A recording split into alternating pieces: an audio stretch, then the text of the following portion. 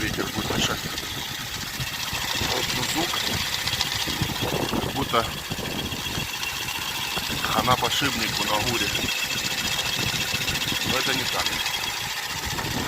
Вот такая вот херня.